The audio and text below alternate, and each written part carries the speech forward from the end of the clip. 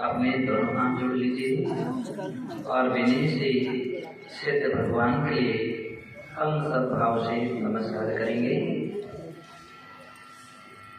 ओम नमः सिद्धेभ्यः।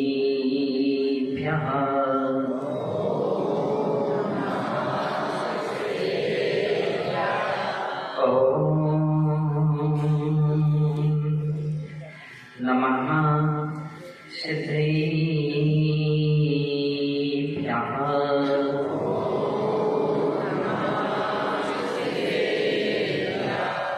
ओम नमः सिद्धेभ्यः।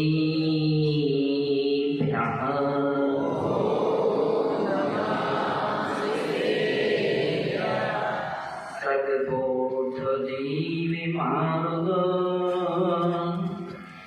भुविनते वृन्दिमन्दिमोहितमो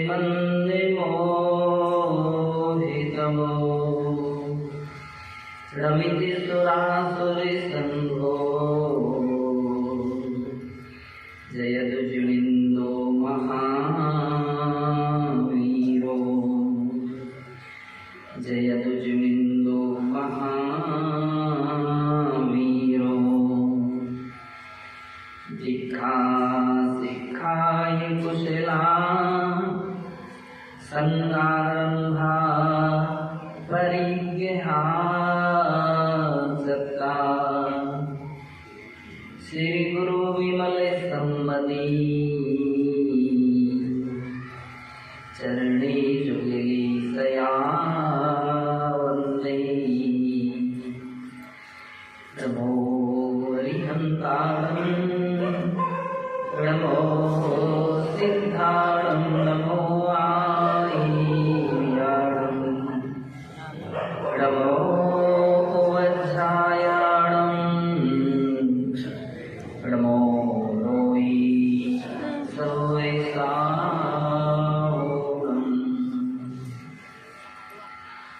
जय बोलिए अनंतानंत सिद्ध परमेश्वरी भगवान की जय। देवाधिदेव आदिनाथ भगवान की जय। विश्ववंदनीय श्री महावीर भगवान की जय। परम पूज्य वात्सल्य रत्नाकर गुरुदेव आचार्य श्री विमल सागर जी मुनि महाराज की जय। परम पूज्य तपस्वी सम्राट गुरुदेव आचार्य श्री सन्मति सागर जी मुनि महाराज की जय। अहिंसा में विश्व धर्म की जय।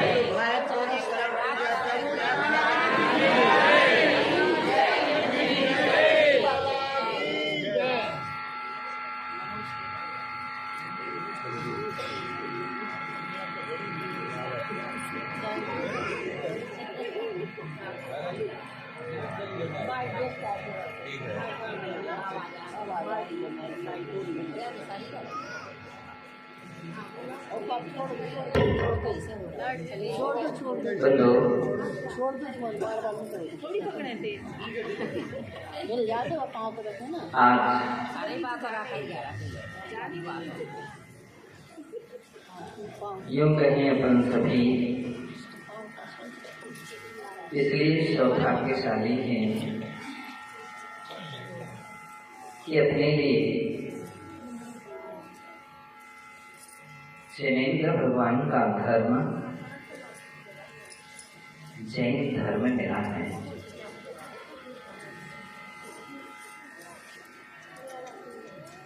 जैन कुल में जन्म मिला है।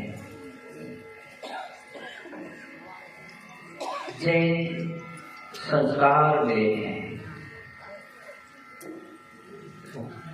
और ऐसी जगह भी मिली है कि जहाँ निरंतर महाराजों का आवागमन चलता रहता है। अगर बगीचे को बार बार सींचा जाता रहे तो कभी भी सूखता नहीं है, मुरझाता नहीं है, संस्कार समय समय पर देते जाएं, मिलते रहे तो निश्चित है समाज में संस्कारवान प्राणी बने रहते हैं। अभी बताया जा रहा था कि वासना स्थली है। बहुत कुछ ऐसे लोग हैं जिन्हें पता है कि धवला जी की 3 वासनाएं यहाँ पर हुई।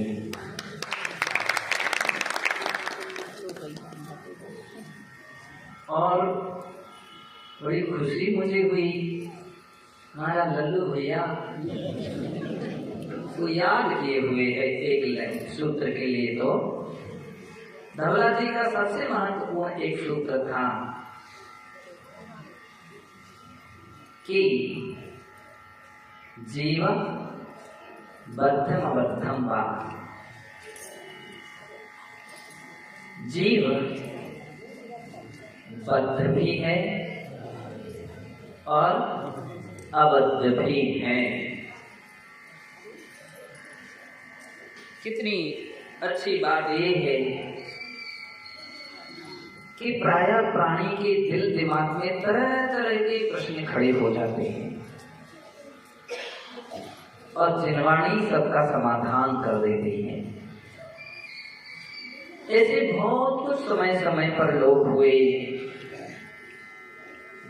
जिन्होंने कहा कि जीव सर्वथा बद्ध ही है, यदि कर्मों से बंधा ही है, संसार में ही बना रहेगा, कभी उसका मोक्ष हो ही नहीं सकता है। ऐसे भी लोग रहेंगे कि संसार में हमेशा बना ही रहेगा, उसका मोक्ष नहीं हो सकता, वो भगवान नहीं बन सकता। तीर्थंकर भगवान महावीर स्वामी ने ऐसे प्रसंग पर अपनी बात कही कि नहीं, तुम भी भगवान बन सकते हो। रत्नात्रय को धारण करके, कर्मों का क्षय करके निर्वाण प्राप्त कर सकते हो। लेकिन निर्वाण प्राप्त कर सकते हैं, इसका मतलब ही क्या है कि जिसने निर्वाण प्राप्त नहीं किया है वही तो निर्वाण प्राप्त करेगा। जिसने कर्मों का क्षय नहीं किया है वही तो कर्मों का क्षय करेगा। जो पहले बंधा था वही तो बंधन मुक्त हो सकता है। इसके अंदर में 2 बातें आ गई कि जितने भी भव्य प्राणी हैं इनमें बद्धता भी है और अबद्धता भी है। अभव्य जो हैं वो तो नियम से बद्ध ही रहेंगे, अबद्ध नहीं हो सकेंगे। क्यों? क्योंकि वे अभव्य हैं। अभव्य का अर्थ ये है कि उनका कभी मोक्ष नहीं हो सकता है, कभी कर्मों का क्षय नहीं कर सकते हैं। ऐसा योग संयोग निमित्त उनके जिंदगी में, जीवन में कभी नहीं मिलेगा। निमित्त भी नहीं मिलेगा और उपादान भी नहीं लगेगा। वे अभव्य हैं। एक दूसरी किस्म के जीव होते हैं जिनके लिए हम शास्त्रों में दूरानुदूर भव्य भी कहते हैं। भव्य तो हैं लेकिन उनका कभी मोक्ष नहीं होगा। बतलाते हैं कि 3 प्रकार की स्त्रियां होती हैं। एक सौभाग्यवती स्त्री होती है, एक विधवा स्त्री होती है और एक वांछित स्त्री होती है। बांझ स्त्री कभी संतान उत्पत्ति नहीं कर सकती, ये सिद्धांत है। वो अभव्य जीव की तरह है, कभी मोक्ष नहीं होगा उसका, स्त्री का नहीं, ऐसे प्राणियों का जो अभव्य है। और दूसरा है विधवा स्त्री, वो भी संतान उत्पन्न नहीं कर सकती है। उत्पत्ति की क्षमता होने पर भी उत्पत्ति नहीं कर सकती है, क्योंकि पति नहीं है, निमित्त नहीं है। ऐसे प्राणी है कि जिनके कभी भी ऐसा प्रसंग उत्पन्न नहीं होगा कि जिन घर में मिले अथवा देवशास्त्र गुरु का सानिध्य मिले, जिनवाणी सुनने के लिए मिले, ऐसे कभी संस्कारवान परिवार मिले, बोले ऐसा उनको निमित्त ही नहीं मिले। वे दूर भव्य कहे जाते हैं। उनके लिए शास्त्रों में अभव्य संभव्य ये संज्ञा भी आई है। कैसे? अभव्य संभव्य, दूर भव्य है और अभव्य की तरह अब उनके भव्य होने का कोई मतलब ही नहीं रहा। तीसरे प्रकार के भव्य जीव होते हैं। भव्य जीव हल्का सा निमित्त पाते हैं कि वे मोक्ष मार्ग पर अग्रणीय हो जाते हैं। भव्य जीव है, इसलिए भगवान ने जितने भी भगवान ने तीर्थंकरों ने उपदेश दिया, किन लोगों को दिया? कितने किसको दिया है? अभव्य को नहीं, भव्य जीव को दिया। अब आप सोचें, आप कहें भगवान को इसमें क्या मतभेद रखना था, उपदेश ही तो देना है, तो भव्य को ही क्यों दिया? अभव्य को भी तो दे सकते थे। सत्य है, सुनना चाहे तो सुन सकता है, लेकिन सफलता मिलेगी तो भव्य को ही मिलेगी, क्योंकि तीर्थंकर जितने भी होते हैं वे एकमात्र मोक्ष और मोक्ष मार्ग का उपदेश देते हैं। किसका देते हैं? मोक्ष मार्ग का, और इसके अलावा कुछ उपदेश नहीं देते। आचार्य मुनि साधु जन भी केवल उनका प्रवचन ही एक ही बात का होता है, इसका मोक्ष मार्ग का। जब आप आचार्य वंदना पढ़ते हैं, बहुत सारे लोग ऐसे होंगे जो उस समय यहाँ अपनी बालिकाओं की क्लास सामायिक की पद्धतियां चलती थी। 250 बच्चे यहाँ उसमें भाग लेते थे, 250 यहाँ की, और पंडित जी परमानंद जी शास्त्री, दयाचंद जी शास्त्री, रघुवर प्रसाद जी देवरिया, भागचंद जी ने, और विनोद के बड़े भैया क्या नाम, रजनीश, कुछ ऐसे लोग थे, मुझे और ध्यान नहीं नाम, प्रेमचंद जी वगैरह संगे जी, तो वो आराम से उनको प्रमुख बनाया गया। हम लोग तो नहीं बैठते थे शाम को, लेकिन यहाँ पूरी पंक्ति बंद होकर के सब 250 बच्चियां सामायिक करते थे, और उसमें पाठ वगैरह भी प्रमुख रूप से होते थे। तो भव्य जीव के लिए उपदेश इसलिए दिया जा रहा है कि मोक्ष मार्ग उस समय आचार्य वंदना भी सिखाई गई थी, और उसकी अंतिम पंक्ति है गुरुवाह पांतनो नित्यम ज्ञान दर्शन नायिका चारित्रार्णव गंभीरा मोक्ष मार्गोपदेशिका। ये अंतिम चरण जो है, इस बात का प्रतीक है कि महाराज फिजूल की बातें नहीं करते। मोक्ष मार्गोपदेश का वे मोक्ष मार्ग का उपदेश देते हैं। और किसको देते हैं? केवल भव्यों को देते हैं। भव्यों को इसलिए क्योंकि उनको ही मोक्ष मार्ग सफल हो सकता है, वे ही मोक्ष मार्ग पर चल सकते हैं बुद्धो। इसलिए भव्य की बात यहाँ पर आई। जो भव्य होते हैं, सम्यक दृष्टि जीव होते हैं, उन्हें जिनेंद्र भगवान पर दृढ़ श्रद्धा होती है, दृढ़ श्रद्धा होती है। जिनेंद्र भगवान के द्वारा कहा हुआ शास्त्र जिनवाणी पर दृढ़ श्रद्धा होती है, और जिनेंद्र भगवान के बताए हुए रत्नत्रय पथ पर चलने वाले निर्ग्रंथ दिगंबर मुनिराजों पर दृढ़ श्रद्धा होती है। इसलिए वे सम्यक दृष्टि जीव कहे जाते हैं, सम्यक दृष्टि जीव कहे जाते हैं।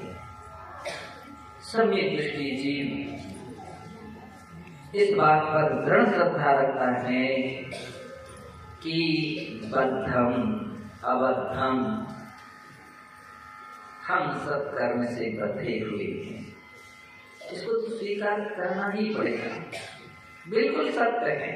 बिना इसको स्वीकार किए कभी भी व्यक्ति मोक्ष मार्ग पर नहीं चल सकता है। एक बार हम लोग अपने आचार्य महाराज के संग में थे, मेरी मुनि दीक्षा हुई। तो दीक्षा होने के बाद अचानक ही प्रवचन सभा में हम लोग बैठे थे। महाराज ने जैसे संचालक ने पूछा, कहा महाराज प्रवचन, महाराज दिव्यराज सागर जी कहेंगे। अरे हम थरथरा गए। अब प्रवचन करना इतनी आसान बात है क्या? घबराहट के मारे सब कुछ भूल गए। पहली बार चूंकि महाराज का सीधा आदेश नहीं, चलो लगाओ माइक। मैंने महाराज से पूछा किस विषय पर प्रवचन करूं? महाराज ने कहा आपने दीक्षा क्यों ली? बस इसी विषय, दीक्षा क्यों ली जाती है? मुझे याद आ गया कि हम लोग प्रतिक्रमण करते हैं, एक शब्द का उच्चारण ऐसा करते हैं कि वह प्रतिक्रमण में भी करते हैं, सामायिक में भी करते हैं, और स्वाध्याय में भी करते हैं, योग प्रतिष्ठापन निष्ठापन में भी करते हैं।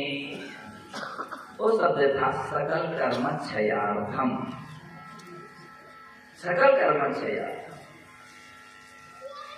पौर्वाणिक देववंदना क्रियायाम पूर्वाचार्य अनुक्रमेण सकल कर्म क्षयार्थम, माध्यानिक देववंदना क्रियायाम पूर्वाचार्य अनुक्रमेण सकल कर्म क्षयार्थम, अपराह्निक देववंदना क्रियायाम तो उसमें सकल कर्म क्षयार्थम, देवशिक प्रतिक्रमण क्रियायाम पूर्वाचार्य अनुक्रमेण सकल कर्म क्षयार्थम, सब जगह करते। दीक्षा कर्मों के क्षय के लिए ली जाती है। कर्मों का क्षय हो, कर्मों का संवर हो, कर्मों की निर्जरा हो, बस इतना ध्यान हमारे अंदर में रहे तो बद्ध से अबद्ध भी हो सकते हैं। इतना ध्यान रहे। जब जब भी आप मंदिर आए, केवल इस दृष्टि से आए कि हम भी, हे भगवान, वह दिन कब आए कि मैं भी आप जैसी अवस्था को प्राप्त कर लूं। मूलाचार्य दिन स्वाध्याय में एक गाथा चल रही थी, और वह इतनी सुंदर गाथा थी, इतनी अच्छी गाथा थी, जिसमें बताया जा रहा था जागति अरहंताणम नित्यानंद से जागरी जागरी वीर मोहानम सामी भवदु सदा। आचार्य कुंद देव केवल दूसरों को भी नहीं लिख रहे थे, वे अपनी बात भी उसके साथ कर रहे हैं कि जो गति अरहंतों की हुई है,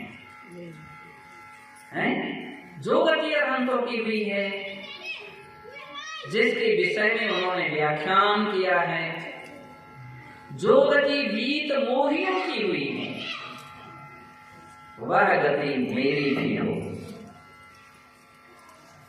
वह कौन सी गति है?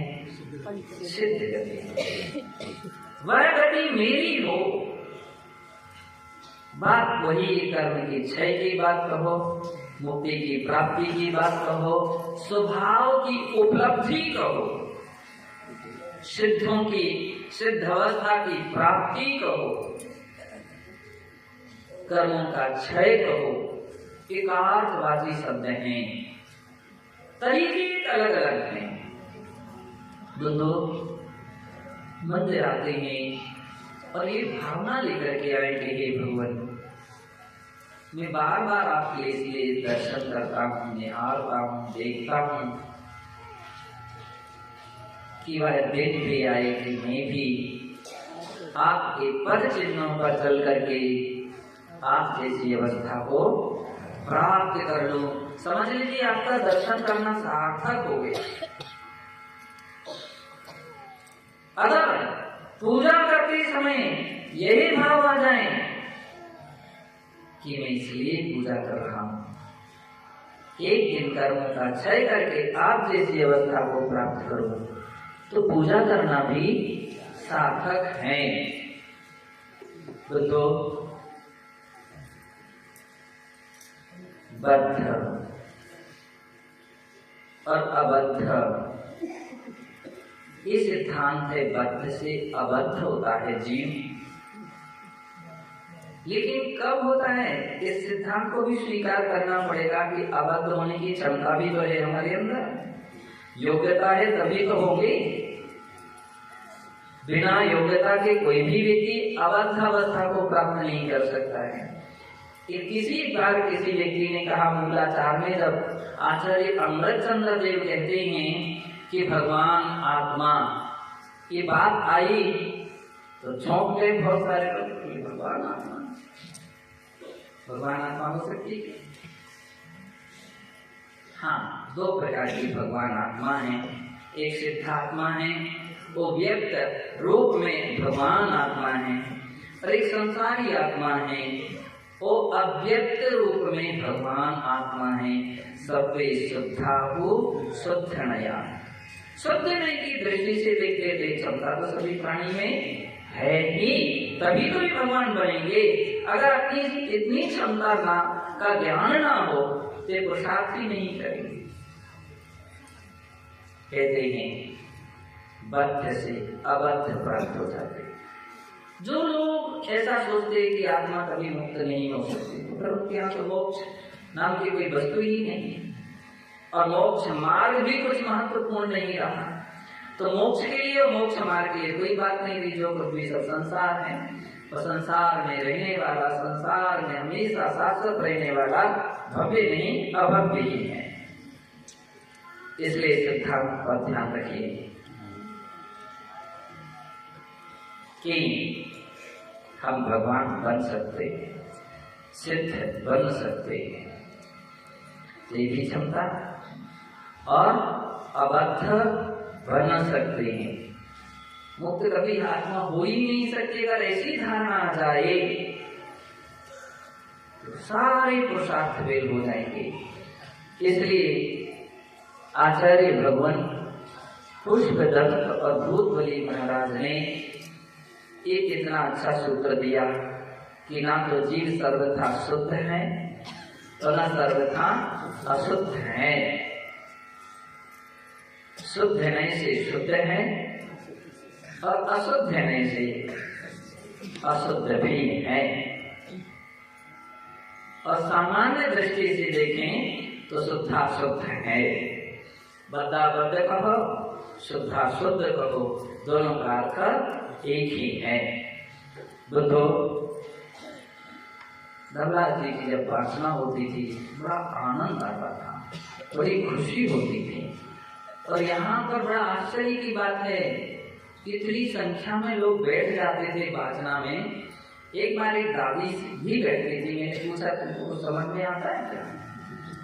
बोली सुनाई नहीं पड़ता है।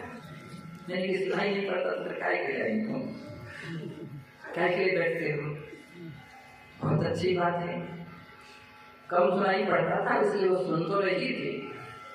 उन्होंने कहा समझ में आए या ना समझ में आए, लेकिन ये जिनवाणी कब कब मिलेगी सुनने की। ये श्रद्धा थी उसकी कि यहाँ पे बैठने के लिए कब कब मिलेगा, कब कब ऐसा अवसर मिलेगा। बंधो, कहते हैं कितने प्राणी केवल श्रद्धा मात्र से मोक्ष मार्गी बन जाते हैं और एक दिन रत्नत्रय को धारण करके मोक्ष को प्राप्त कर लेते हैं। एक ऐसी श्रद्धा परमानंद जी शास्त्री जब बैठते थे यहाँ पर अपने आहार जी के पंडित जी, कोठिया जी को, गोविंद जी को कोठिया, दयाचंद जी अजयगढ़ वाले, आराम से यहाँ पर सभी पंडित जी रहते थे। एक अपूर्वी आनंद, अपूर्वी खुशी होती थी। तो शाहगढ़ एक ऐसी संस्कार नगरी है, संस्कार नगरी है। हम लोग कभी भी कहीं प्रसंग आता है, वे महाराज अश्वत्थ की शाहगढ़ पहुंचा, कुछ मत सोचो क्या होगा, व्यवस्था होगी कि नहीं होगी, सब हो जाएगी, जाओ। क्यों? संस्कार। आज प्रातः काल जब हम लोग बिहार करके नगर प्रवेश कर रहे थे तो बहुत सारी थालियां और कलश पाद प्रक्षालन के रखे थे। यानी कि सुनो, अब थोड़ी सुधार करो। क्या करना है? हमने गर्मी में पाद प्रक्षालन और ठंडी में आरती। ठंडी में आरती करो, गर्मी में पाद प्रक्षालन करो, तुम्हारा भी भला।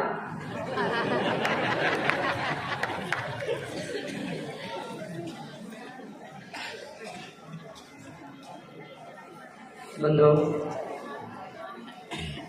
शाहगढ़ वालों को एक सहज अवसर मिल गया। हमारे महाराज ठंडी ठंडी बोल रहे थे तो हमने कहा ठीक है, आज हम विश्राम करे देते।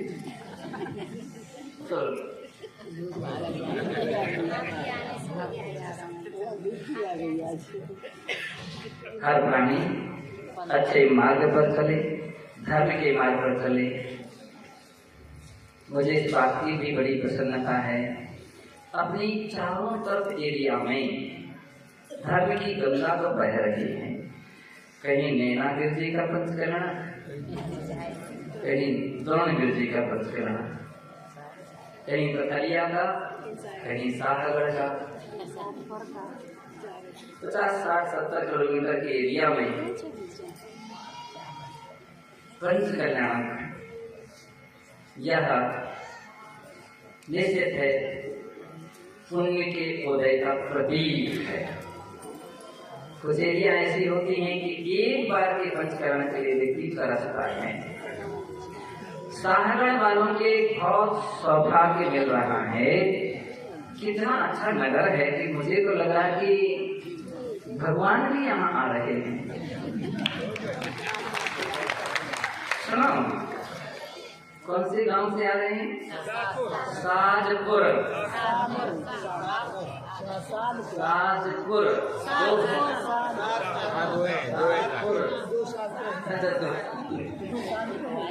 बदलाव से ही एक नगर से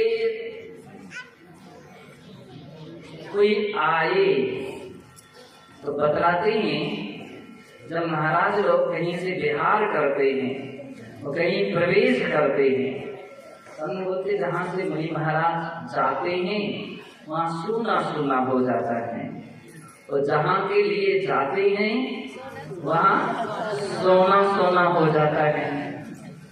महाराज के जाने पर आने पर सोना सोना हो जाता है, तो भगवान के आने पर तो महाराज ने बता ही दिया है कि करो हीरा हीरा हो जाएगी, अब तो सोना सोना नहीं। सात पुरुषे भगवान जिनेन्द्र देव का पूरा समूह शरण उठ करके साहगढ़ में आ रहा है। अभी आया नहीं, कहा जाएगा, तब कहा जाएगा जब वेदी पर, अभी तो रास्ता है। दोस्तों ध्यान रखिए, हर व्यक्ति के अंदर में खुशी होना चाहिए।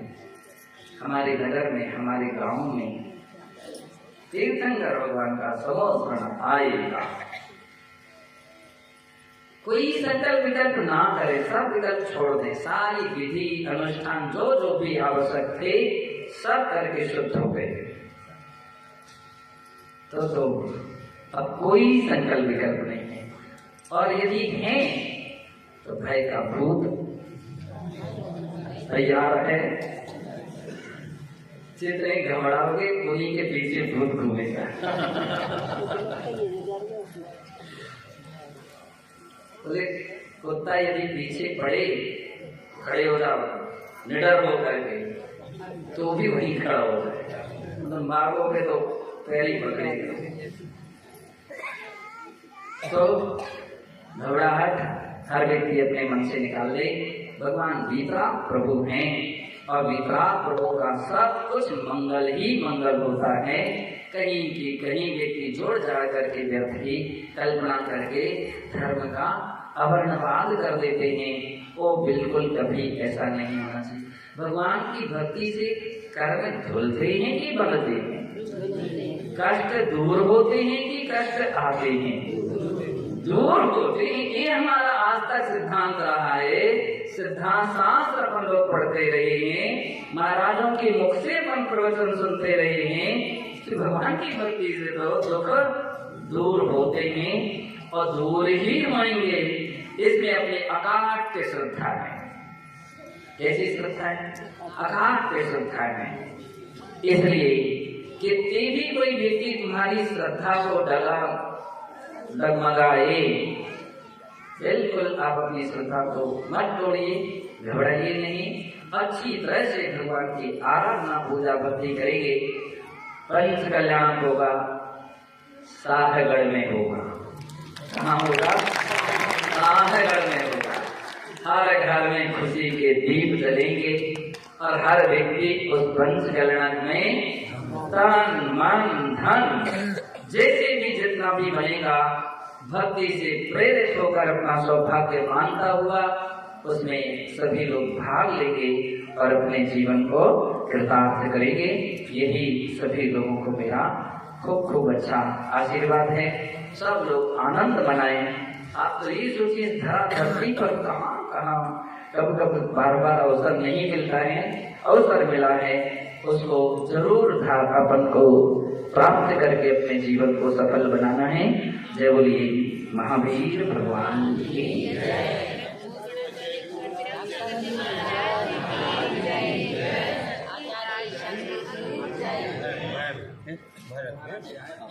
आज घोड़ा समाज से भी श्रद्धालु, बहुत अच्छी श्रद्धा हमारे घोड़ा समाज के लोगों की भी है। भरत भैया तो सबके ड्राइवर बन जाते हैं। मैं चाहता हूँ धर्म की ओर सभी ऐसे ही एक दूसरे को ये प्रेरित करते रहें। अच्छे कर्म ही तो प्रेरित करते हैं। आप मंदिर आए तो अकेले चुपचाप ना आ जाए, मोहल्ले भर में हल्ला करते हुए आए, चलो चलो चलो तुम भी चलो तुम भी चलो। आज दिनेश कितने लोगों को तुमने जगाया था? हमारे विजय पाल ने बोले 10 लोगों को, 15 लोगों को, इतने लोगों को हम लोगों ने फोन किया, सबको जगाया। 4 बजे से जगा रहे थे। मैंने कि अच्छे कार्य में तो जगाना ही चाहिए और प्रेरित करना चाहिए और आगे सबको लाना चाहिए। हमारे घर द्वारा ऐसे कार्य करते हैं। अपनी समाज के भी सभी लोग, वरिष्ठ लोग हैं, श्रद्धा से जुड़ करके आते हैं। सभी लोगों के लिए मेरा बहुत बहुत अच्छा आशीर्वाद है। आज अपने बीच में मड़देवरा समाज से भी लोग आए। युवा टीम ऐसी आई थी अभी कुछ समय पहले, बोले महाराज आप 95 में आए थे, हम लोगों का जन्म ही नहीं हुआ। बाकी सब अगल बगल से निकले। मड़देवरा, मैंने कि हाँ मड़देवरा भी चलेंगे, तो रास्ते में ही हम लोगों को मड़देवरा पड़ेगा। तो हर प्राणी में एक ऐसी श्रद्धा धर्म के प्रति जगे और मोक्ष मार्ग की ओर सभी लोग बढ़े, यही मेरा सभी लोगों को